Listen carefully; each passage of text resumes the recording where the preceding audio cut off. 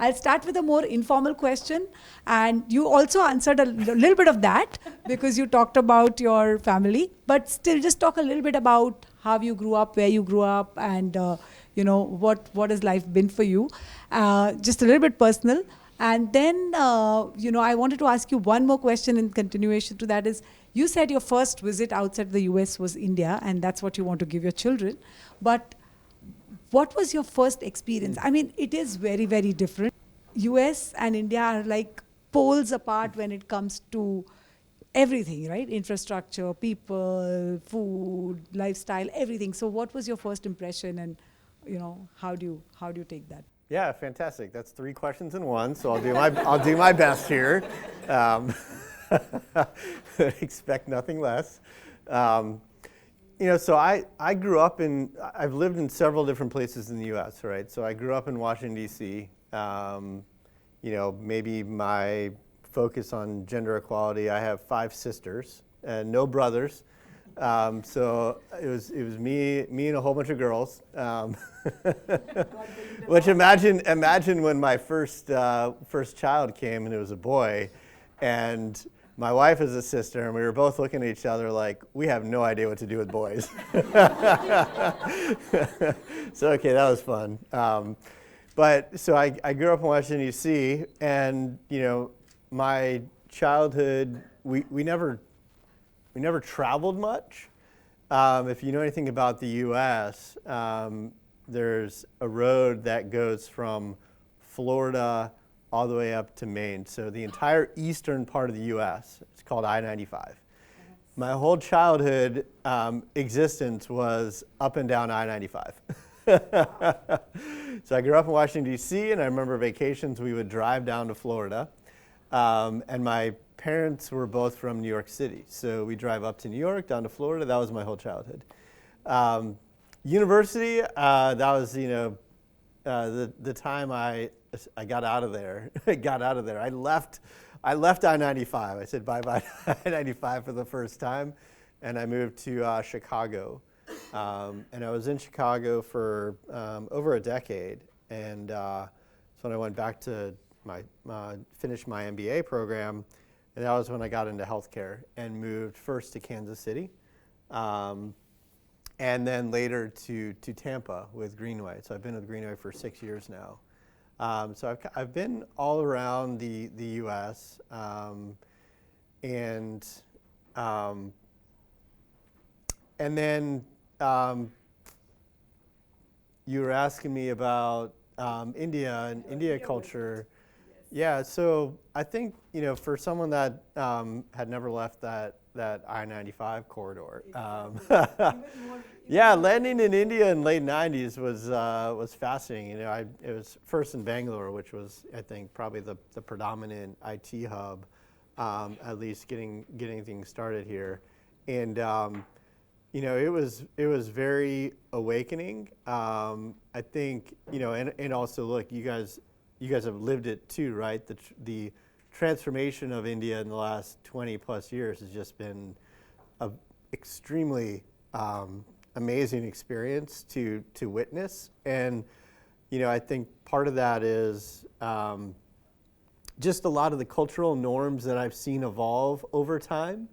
Because even like when I first started in IT here, I just remember so many of the cultural norms, like all of the females we worked with, they left at 5 p.m., right? Like there were certain expectations that they were going to be home taking care of their families, and they left. And it was kind of an expectation, right? I think at the time. The other really interesting thing about that time period was there was very little relocation for work. So almost everyone that I worked with in Bangalore was from Bangalore, and they went to school in Bangalore. They didn't leave, right? There was no and most of the time they were living with family, right? So I think that evolution to where we are today it's not uncommon for people to leave their home city for school or for work. It's not uncommon to not live with your extended family after school. Like a lot of those cultural things that I've seen from an evolution perspective have been really interesting. And then the other thing I think is really interesting is just, you are the, at least second generation, if not third generation of IT talent here. I mean, that's amazing, right? And thinking about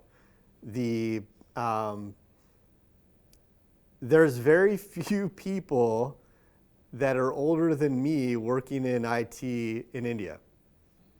That's kind of an amazing thing, but it's a truth, right? Because it was like when I first started working, that was like when IT really kind of started here too. So I think that's a really just one of my observations, right? I'm like, so I think it's a really interesting thing, particularly for a culture that has so much respect for elders, that generation of talent here is shifting, but also like thinking about the pioneers that came just like a very short generation before you all, right? Like your parents that, kind of set the stage and the foundation for what exists today, which is just really quite remarkable.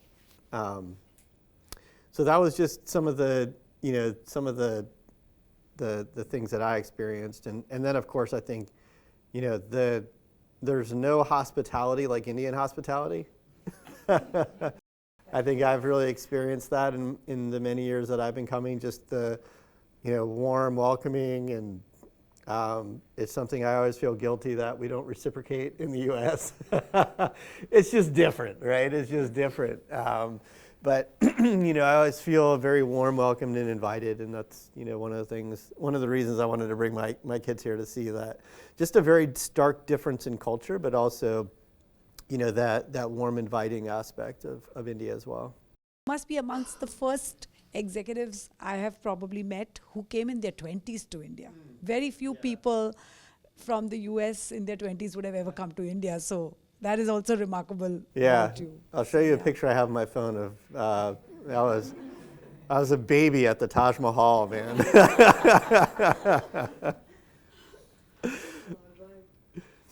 But that was another thing. I'll just observation of India, just the preservation of your country over the last 20 years has also, I think, been a realization that India, your country, your national landmarks, like those are really things that are worth preserving, because it wasn't always like that.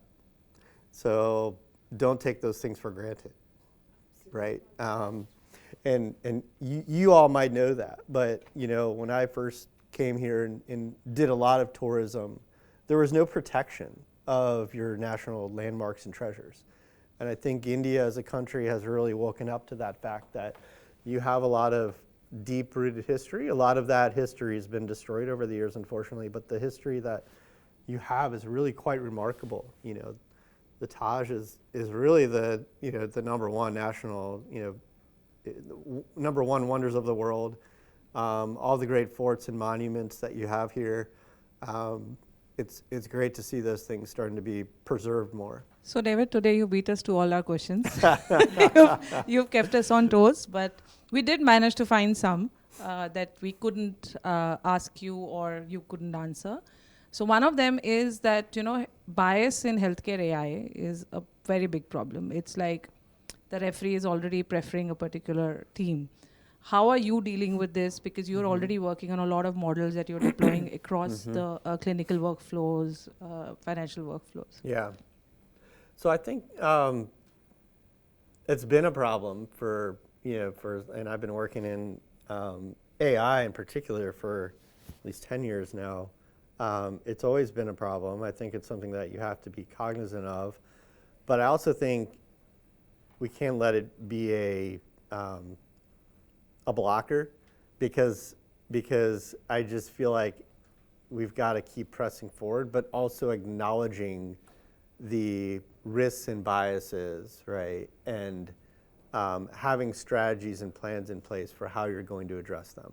So, I think number one, a lot of reason why provider organizations have started in revenue cycle is because on provider side revenue cycle in particular, there may be less risk of bias, right? You're just trying to get paid for the care you provided. On payer side, you definitely need to be cognizant of it because there's biases and denials, claim denials, prior auth decisions that need to be considered, and those biases have been very publicly exposed.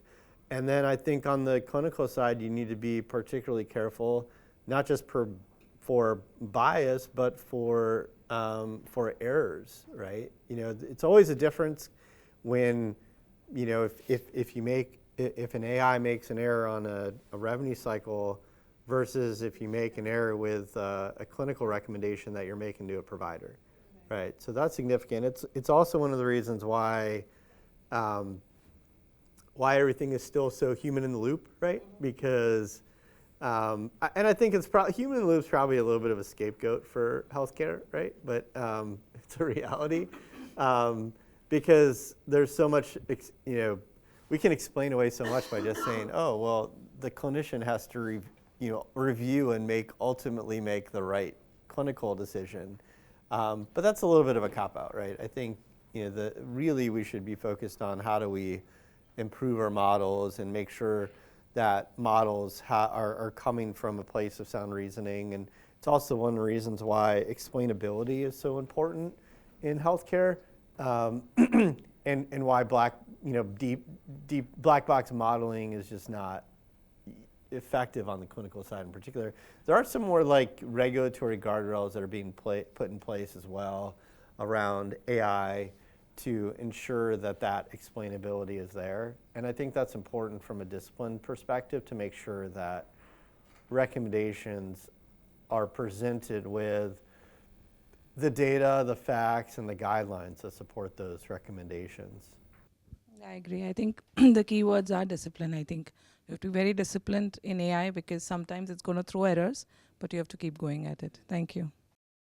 Wow, that was very insightful because you did speak and you are very bullish about AI. We can see that, So my next question is again a little more casual, but I wanted to understand if it was not if it's not IT, what IT and then of course AI today, but what industry or what other profession would you have chosen? Because you're so passionate about it, we can see that. That's really hard to answer. I mean. So, for me, all right, so I'm